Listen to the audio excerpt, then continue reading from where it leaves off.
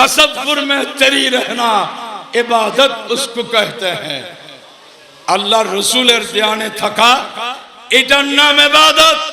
এই ইবাদতকে নষ্ট করে দেওয়ার জন্য বাতিল ভ্রান্তরা বলেছে নামাজে যদি রাসূলের খেয়াল আসে গরু গাদার খেয়ালের চেয়ে খারাপ হবে।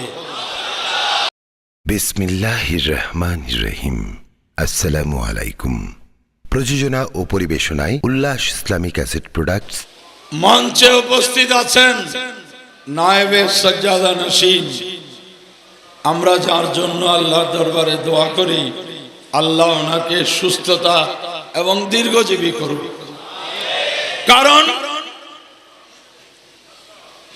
উনি এই প্রচেষ্টায় রাত দিন সময় কাটছেন যে গৌসুল আজম মজভান্ডারীর বেলায়েতের আসল রূপটা কিভাবে মানুষের মধ্যে ছড়িয়ে দেওয়া হয় এবং কিভাবে এই ভক্ত অনুরক্তদেরকে সত্যিকারের সুফিবাদের দর্শনে অনুপ্রাণিত করে সত্যিকার অর্থে সুফি হিসেবে গড়ে তোলার সেই পরিকল্পনা বাস্তবায়নে রাত্র দিন কাজ করে যাচ্ছেন।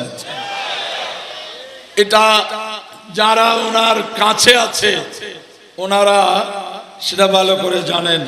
কারণ আমাদের মধ্যে যে কত প্রকারের চরিত্র সেই সব চরিত্রকে পরিষ্কার করে একমাত্র আল্লাহ রাসূল এর আদর্শে জাহের এবং বাতিনকে ঠিক করার জন্য একমাত্র পথ হচ্ছে তাসাউফ সুফিবাদ। ইমামে গজালি আল মুনকিস মিনাদ দালাল এই কিতাবে উনি বলেছেন আমি বিশ্বের সব ধরনের জ্ঞানীদের সংস্পর্শে গিয়েছি, আমি বুঝতে পেরেছি আল্লাহর নৈকট্য পাওয়ার একমাত্র নিশ্চিত পথ হচ্ছে সেটা হচ্ছে তাসাউফ এবং সুফিবাদ। আপনারা জানেন আজকে এই সুফিবাদের বিরুদ্ধে বিশ্বব্যাপী নানানমুখী ষড়যন্ত্র চলছে। বলা হচ্ছে সুফিবাদ এটা পারস্যের অগ্নি পূজকদের দর্শন। জোরে সোরে নাউজুবিল্লাহ বলেন না। ভান্ডারীদের নাউজুবিল্লাহ এত ছোট হইলে যারা ভান্ডারী নয় তাদের নাউজুবিল্লাহর কি অবস্থা হবে দেখি একেবারে আরো জোরে বলেন নাউজুবিল্লাহ।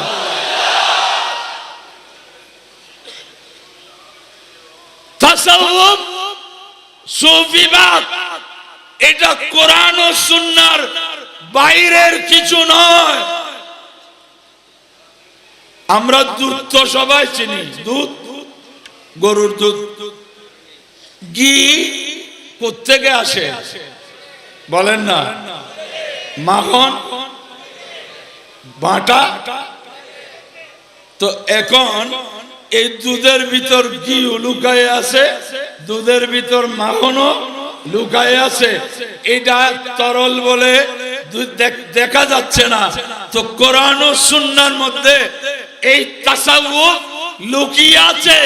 সেটা কিন্তু রহমতে আলম নূরে মুজাসসাম ফখরে বনি আদম রসুলে আকরম শফিয়ে মুআজ্জম সাল্লাল্লাহু আলাইহি ওয়াসাল্লাম হাদিসে জিবরিলের মধ্যে প্রমাণ করেছেন। সাইয়্যিদনা জিবরিল আমিন জিজ্ঞেস করেছেন আখবিরনি আনিল ইহসান। প্রথমে আখবিরনি আনিল ইসলাম, আখবিরনি আনিল ঈমান। ইয়া রাসূলুল্লাহ ইসলাম কাকে বলে, ঈমান কাকে বলে? 3 নম্বরে প্রশ্ন করলেন আখবিরনি আনিল ইহসান। ইয়া রাসূলুল্লাহ ইহসান কাকে বলে? আমরা তো ইহসান বুঝি বলে ওই লোকটা আমার প্রতি খুব ইহসান করছে, উপকার করাকে ইহসান বুঝি। এখানে ইহসান ইখলাস একাগ্রতা। তো সরকারে কোন মকা তাজদারে মুরসালা মালিকে ঈমান সাল্লাল্লাহু আলাইহি ওয়া আলিহি ওয়াসাল্লাম বললেন আনতাবুদাল্লাহ কান্নাকা তারাহু ফাইন লাম তাকুন তারাহু ফাইন্নাহু ইয়ারাকা। বান্দা তুমি ইবাদত করো এইভাবে আনতাবুদাল্লাহ কান্নাকা তারাহু, তুমি ইবাদত করো এই মনোভাব নিয়ে যেন তুমি আল্লাহকে দেখতেছো, যেন তুমি আল্লাহকে। এটা প্রথম স্তর, এটা প্রথম স্তর। ফাইল্লাম তাকুন তারাহু, যদি তুমি দেখতে না পারো তো এই বিশ্বাস নিয়ে দাঁড়িয়ে থাকো, ফাইন্নাহু ইয়ারাকা, আল্লাহ তোমাকে দেখতেছে। বড় করে বলুন সুবহানাল্লাহ।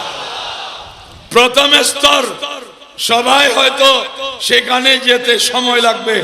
যদি আল্লাহকে আমি দেখছি না কিন্তু আল্লাহ আমাদেরকে দেখছেন, এতে কোনো সন্দেহ আছে? বলেন না সন্দেহ আছে? তো এখন আমরা যদি বলি কেন নামাজ পড়বো, নামাজে গেলে যত গন্ডগোল, যত সমস্যা, যত আজে বাজে কথা মনে আসে, কোথায় গেলে? আল্লাহু আকবার।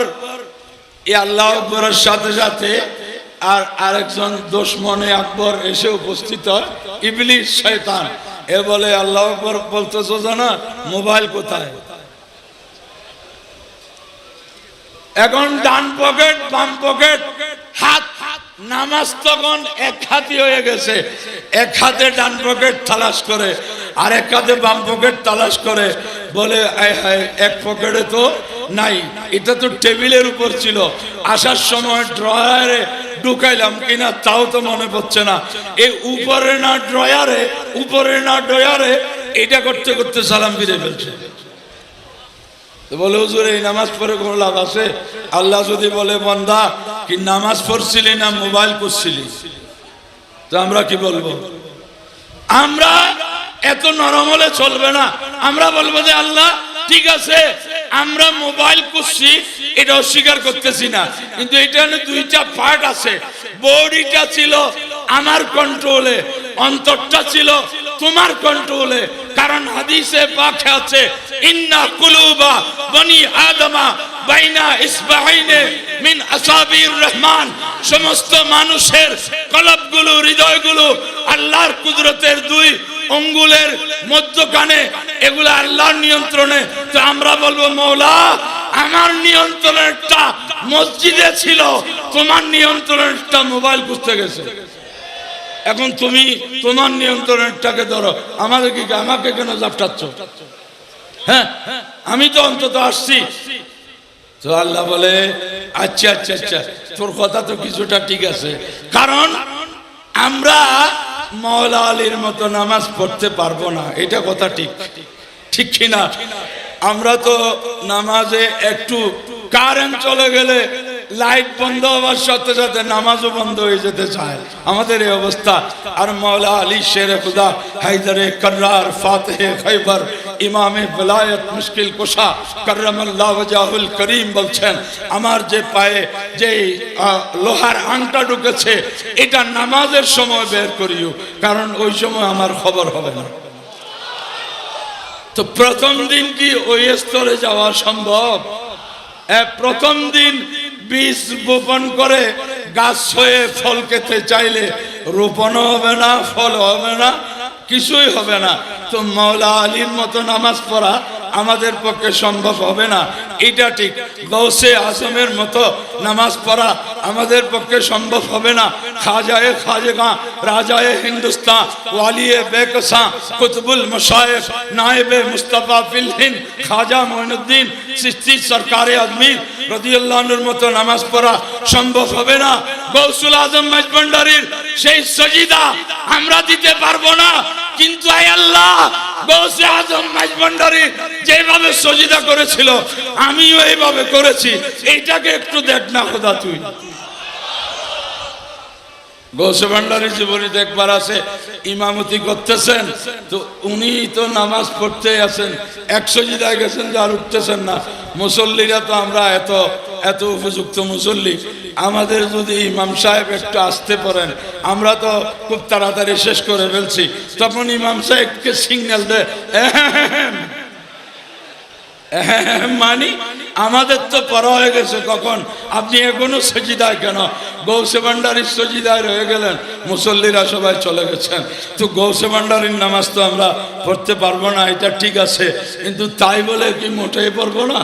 যে না, আমাদেরও একটা স্থান আছে, এটা একেবারে নিম্ন স্তরে হোক না কেন। যেমন দেখেন যে শিক্ষা প্রতিষ্ঠানে বিভিন্ন পুরস্কার বিতরণী হয় বার্ষিক, সেখানে বিভিন্ন ইভেন্টে পুরস্কার দেয়া হয়, কেউ রচনায়, কেউ মল্লযুদ্ধে, কেউ সাঁতারে, কেউ সাইকেলিং এ, কেউ দৌড়াদৌড়িতে। আরেকটা পুরস্কার থাকে প্রতিষ্ঠানের সর্বোচ্চ উপস্থিতিতে। এই প্রতিষ্ঠানে সবচেয়ে বেশি উপস্থিত কে ছিলেন? তো ক্লাস 6 থেকে ক্লাস 10 এর সব গ্রুপ সহ অ্যাটেন্ডেন্স গুলো যাচাই করে দেখা গেল একজন ছাত্রকে পাওয়া গেছে মাশাআল্লাহ স্কুলের দরজা যতদিন খোলা সেও ততদিন উপস্থিত।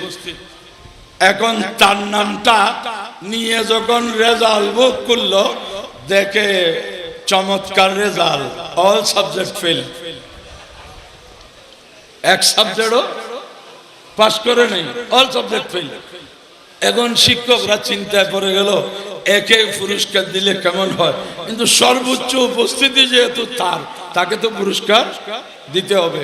এখন তালিকা চূড়ান্ত, তালিকা পেশ করা হচ্ছে, রচনা প্রতিযোগিতায় অমুক, সাইকেলিং এ অমুক, সাঁতারে অমুক, মল্লযুদ্ধে অমুক, এইতে অমুক, আর সর্বোচ্চ উপস্থিতিতে অমুক। অমুক বলছে হল ভর্তি ছাত্ররা অট্টহাসিতে ফেটে পড়ল, সব সাবজেক্ট ফেল করে সেও পুরস্কার পায়।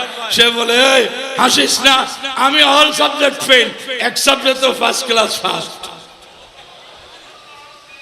তোরা তো প্রত্যেকদিন আসতে পারস নাই, আমি প্রত্যেকদিন আসছি বলে অন্তত আমার নামটা আজকে পুরস্কারের তালিকায় উঠলো। আমরা বলবো আল্লাহ, আমরা তো প্রত্যেকদিন এসেছিলাম, পুরস্কার ওইটা হইলেও অন্তত আমরা এইটা নিয়ে এলেও পার হয়ে যায়। আর যদি বেশি আরো আমাদেরকে চাপটাস, তো মোটে আসে নাই যে তাদেরকে কি করছো, আমরা তো আসছিলাম হইলো।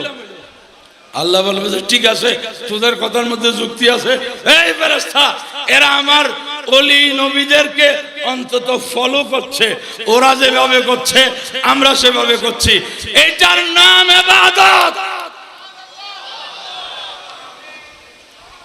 এটার নাম ইবাদত। সাহাবায়ে কিরাম কি করেছেন? হযরতে সাইয়্যিদুনা আব্দুল্লাহ ইবনে উমর রাদিয়াল্লাহু আনহুমা সরকারে কোন মক্কা সাল্লাল্লাহু আলাইহি ওয়াসাল্লামের হযরতে উমর রাদিয়াল্লাহু আনহুর ছেলে সাইয়্যিদুনা আব্দুল্লাহ ইবনে উমরের কাজ ছিল কি? রসুলের পাক কেমন করছেন সেটা করা। সহিহ বুখারীর হাদিস 2.5 পৃষ্ঠা লম্বা হাদিস। রসুলের পাক মক্কা মদিনা শরীফ থেকে মক্কা শরীফ যাওয়ার পথে কোথায় পেশাব ফরমায়েছেন, পেশাব থেকে পরিষ্কার হয়ে কোথায় বসেছেন, কোথায় নামাজ পড়েছেন, এইগুলো উনি পুরা চিহ্নিত করেছেন। সহিহ বুখারীর লম্বা হাদিস। কেন? বলে ওই জায়গায় গিয়ে আমি একটু উপস্থিতি দেব, রসুলের পাক যেভাবে করেছেন সেভাবে করব, অন্তত সেইটাই যেন আল্লাহ কবুল করেন। সুবহানাল্লাহ। তো এক সফরের মধ্যে উনি মদিনায় পাক থেকে মক্কায়ে মুআজ্জামা যাচ্ছেন। তো যাচ্ছেন, রাস্তার মধ্যে হঠাৎ করে মাথা ঝুঁকায় দিলেন, কিন্তু সঙ্গীরা দেখলেন মাথাতে লাগবে এমন কিছু নাই। তো স্বাভাবিকভাবে প্রশ্ন জাগবে যে মাথা কেন ঝুঁকালো? তো ওনারা প্রশ্ন করলেন, এই আব্দুল্লাহ ইবনে উমর, আপনি এখানে মাথা ঝুঁকায় কেন গেলেন? উপরে তো কিছু নাই। বলে নাই যে ঠিক। তো কেন? বলে আমি রসুলের পাকের সাথে যাচ্ছিলাম, রসুলের পাক এখানে মাথা মুবারক নিচু করে গেছেন, এখানে একটা গাছ ছিল, গাছটা মাথায় লাগবে সেজন্য ওই গাছের নিচে দিয়ে ঝুঁকিয়ে গেছেন। বলে মশলা তো পরিষ্কার, গাছ ছিল বলে রসুলের পাক কি করেছেন? মাথা ঝুঁকিয়েছেন। আপনি কেন ঝুঁকালেন? তো সাহাবিয়ে রসুল বলছেন, এ প্রশ্নকারী, আমার খেয়াল তো গাছ আছে কি নাই সেদিকে নয়, আমার খেয়াল আমার পেয়ারা রসুল কি করেছেন সেই দিকে। বড় করে বলুন সুবহানাল্লাহ। এটার নাম ইবাদত। इबादत इधर नाम तसव्वुर में तेरी रहना इबादत उसको कहते हैं। अल्लाह रसूलेर ध्याने थका इधर नाम इबादत।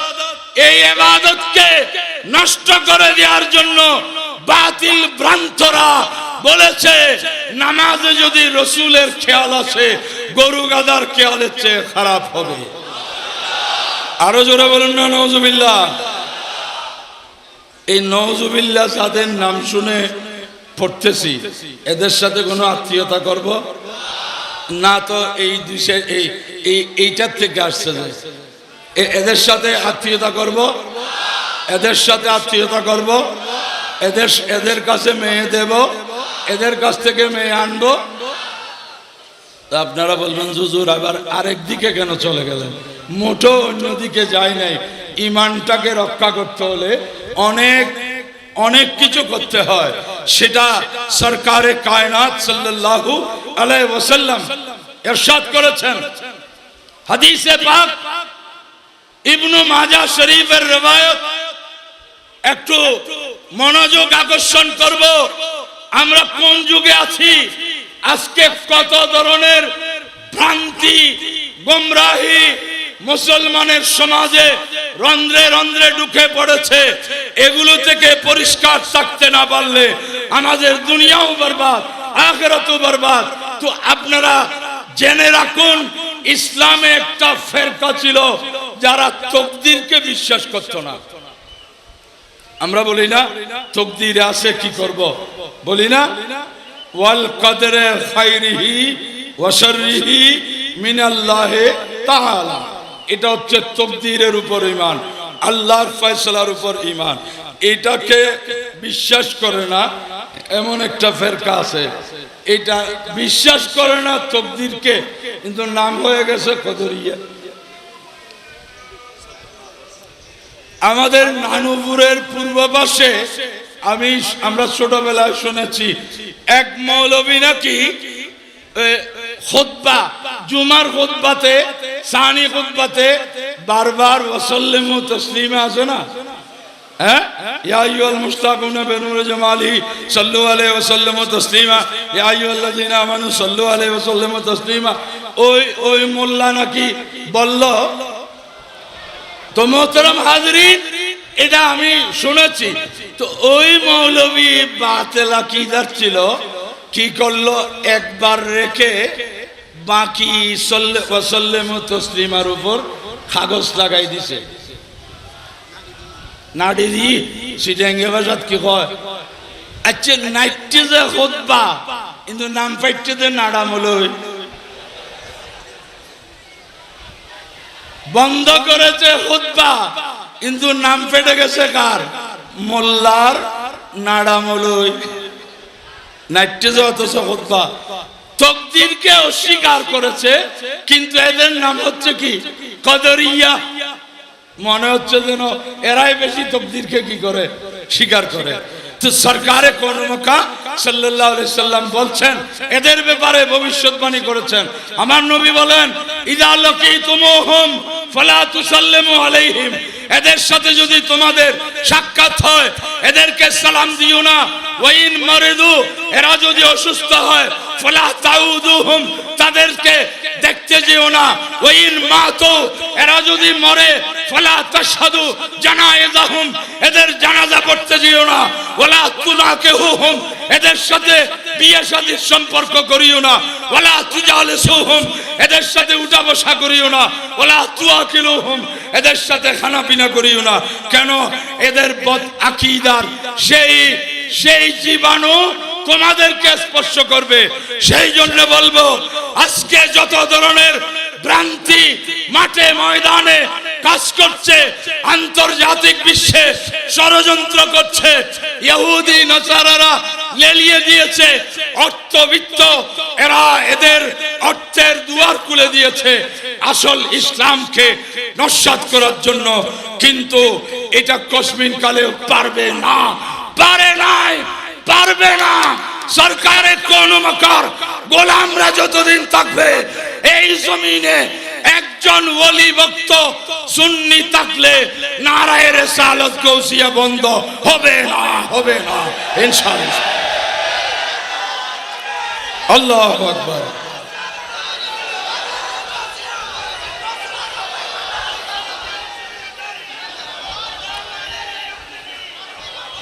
আজকে আমরা পাচ্ছি না বলে শুধু এই গৌসুল আজম মাইজভান্ডারীর ভক্ত অনুরক্ত পুরা বাংলাদেশে যা আছে এরা যদি কোথাও একসাথে বসে তো অবস্থা কি হবে এটার বলার অপেক্ষা রাখে না, ঠিক কিনা? তো অন্যান্য দরবারগুলার সবগুলা মিললে সুন্নিদের অবস্থা কি হবে?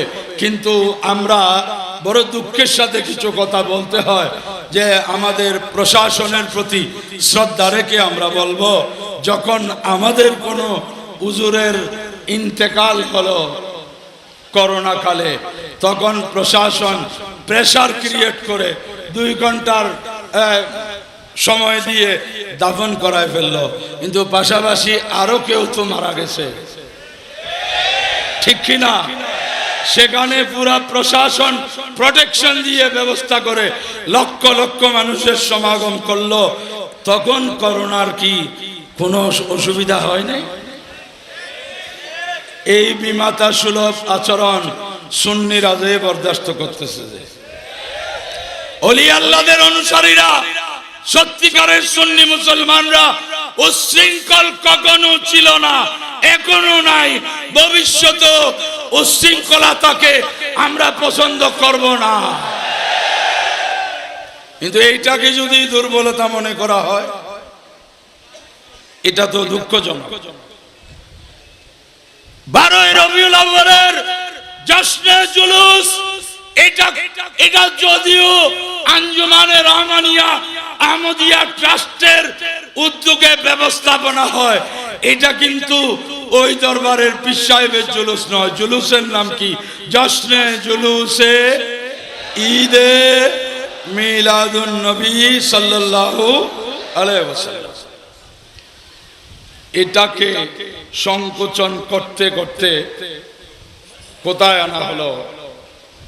আমার দুঃখ লাগে, প্রশাসন যদি এই দেশে উচ্ছৃঙ্খল কারা সুশৃঙ্খল কারা এটা যদি বুঝতে ব্যর্থ হয়, এই দুঃখ আমরা কোথায় রাখি?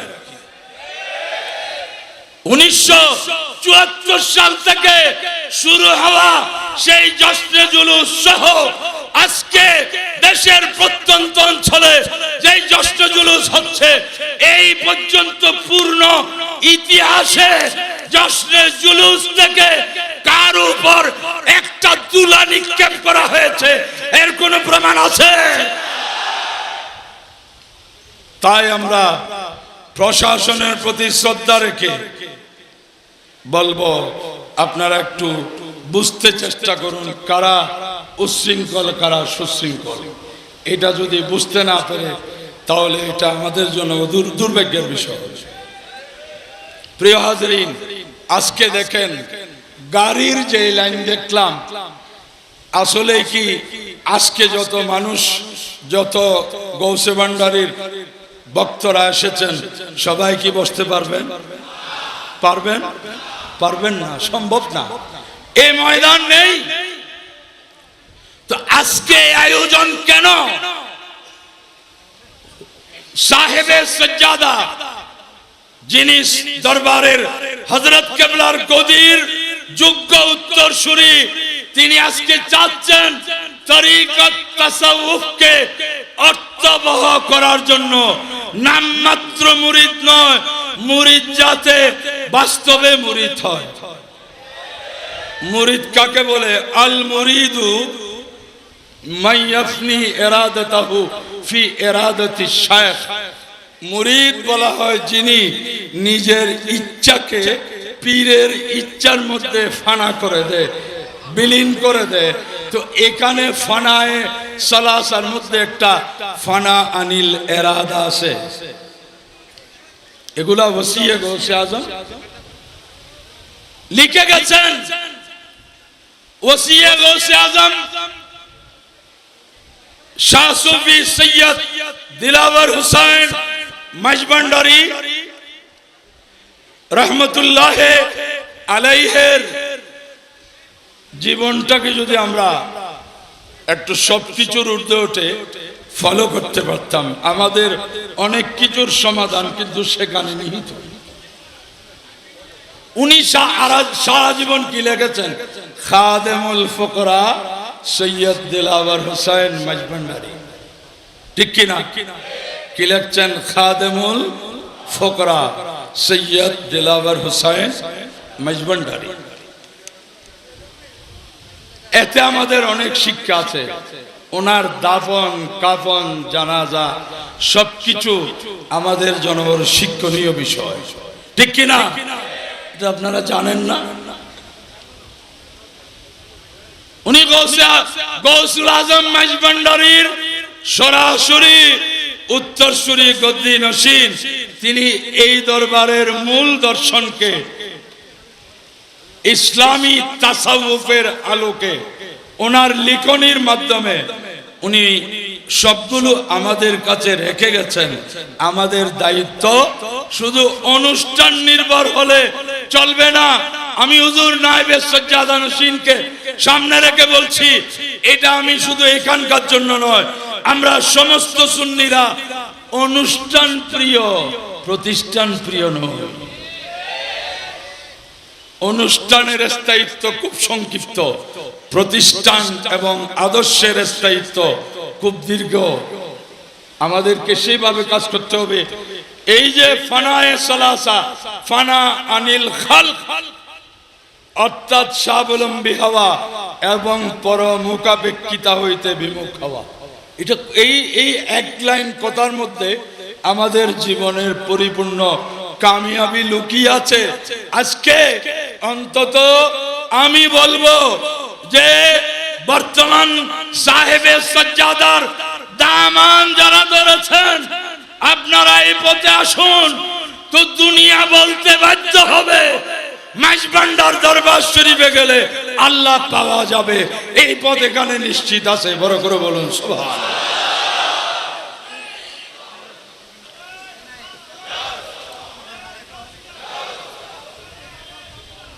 কিংবা কাহারও উপকারের প্রত্যাশা না করা। এখন তো আমরা সবসময় অন্যদিকেই দেখে থাকি শুধু।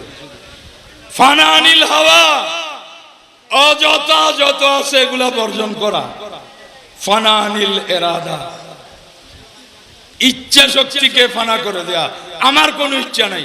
গৌসে আজম দস্তগীর রাদিয়াল্লাহু আনহু বলছেন যে, হে আমার মুরিদরা, তোমরা আমার নবীর শরীয়তের সামনে মৃত ব্যক্তির মতো হয়ে যাও। মৃত ব্যক্তিকে গোসল দেনওয়ালা যেদিকে করে ওইদিকে হয়, তোমরাও আমার নবীর শরীয়তের সামনে মৃত ব্যক্তির হাতে, গোসলদাতার হাতে মৃত ব্যক্তির মতো হয়ে যাও। বড় করে বলুন সুবহানাল্লাহ। সুলতানুল আরবিন বায়েজিদ বুস্তামি রহমতুল্লাহ আলাইহি, ইনি হয়তো অল্পের জন্য তবে তাবেঈনের পর্যায়ে পড়েন নাই। 262 কি 63 হিজরিতে ইন্তেকাল সুলতানুল আরবিন বায়েজিদ বুস্তামি। উনি বলছেন, ইন্নী উরিদু আল্লাহ উরিদা। কি অর্থ? বলে, এখন আমার একেবারে সর্বশেষ ইচ্ছা হলো কি, যে আমি কোনো ইচ্ছা করব না। এটা আমি কোনো আল্লাহ এবং রসুলের ইচ্ছার, পীর ও মুর্শিদের ইচ্ছার উপর নিজেকে সঁপে দেব। তো তখন আপনি ওই পর্যায়ে পৌঁছবেন, তো আপনার ইচ্ছা যেটা হবে সেটাই পূর্ণ হবে। বড় করে বলুন সুবহানাল্লাহ। প্যারা হাজরিন, আমরা একটা ডিল এই পার থেকে ওই পারে নিতে পারবো না। আর হযরত কেবলা ওযু করতে করতে বন্যা নিক্ষেপ করলেন, এটার ওই রাঙ্গুনিয়ার কোদালা পাহাড়ে গিয়ে কেমনে পড়লো। বদনাও কিন্তু এই যুগের বদনা না, এটা বড় বদনা।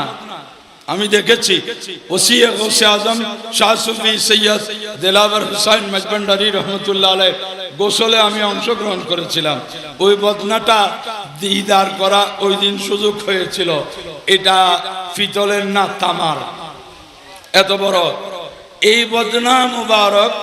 এখান থেকে কোদালায় কোন শক্তির বলে গেল, সেই শক্তি উনি নিয়ে যান নাই, সেই শক্তি রেখে গেছেন। আমরা কিন্তু নেয়ার জন্য আসতেছি না। আজকের সাহেবে সজ্জাদা এবং নায়েবে সজ্জাদা নশীন চাচ্ছেন পুরা আন্তর্জাতিক বিশ্বের সাথে উনি সম্পর্ক একবারে প্রযুক্তির বদৌলতে মাশাআল্লাহ দেশের বিভিন্ন রাষ্ট্রে আজকে মাইজভান্ডার দরবার শরীফ নিয়ে গবেষণা হচ্ছে। এবং আজকের মুহতারাম শেখ যিনি মিস্র থেকে ইজিপ্ট থেকে এসেছেন, উনি বলেছেন এই দরবারের উপর একটা আরবিতে পাণ্ডুলিপি পেশ করো, আমি জামিউল আজহারে গৌসুল আজম মাইজভান্ডারির উপর পিএইচডি করার ব্যবস্থা করব। আল্লাহু আকবার, ইয়া রাসূলুল্লাহ, ইয়া গৌসে আজম দস্তগীর, মারহাবা মারহাবা।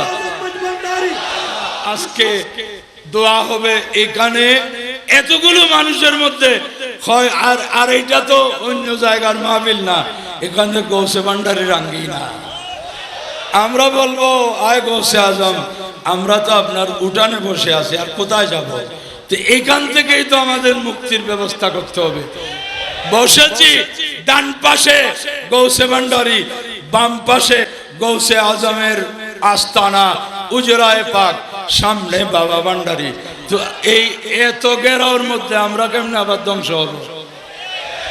এত প্রোটেকশন যেখানে, সেখানে আমরা ধ্বংস হইতে পারি না। আমাদের প্রয়োজন একটু অগ্রসর হওয়া। সাহেবের সজ্জাদা যেটা চাচ্ছেন, নায়েবে সজ্জাদা নশীন যেটা চাচ্ছেন, সেদিকে এগিয়ে আসা, তাহলে কামিয়াবি আমাদের নিশ্চিত। আল্লাহ কবুল করুন। প্রিয় উপস্থিতি, আপনারা খুশনসিব যে গৌসে ভান্ডারির যে সরাসরি औलाद এবং উত্তরসূরির দস্তে হক পরস্তের মধ্যে বায়াত হয়েছেন। ওনার প্রতিটি নির্দেশনা এবং নায়েবে সজ্জাদা নশীন, আল্লাহ ওনাকে সরফরাজ করুন। উনি সার্বক্ষণিক একটা জিনিস চাচ্ছেন যে ওসিয়ে গৌসে আজম যে স্বপ্ন দেখেছিলেন, সেই স্বপ্নকে বাস্তবায়ন করতে। এবং আরো দোয়া চাচ্ছি যে ওনার বড় ছেলে, আমি তো নামটা সৈয়দ এরহাম হোসাইন, উনি জামিয়া আহমদিয়া সুন্নি আলিয়ায় অধ্যয়নরত। এর জন্য আমি আগেও দোয়া চেয়েছি।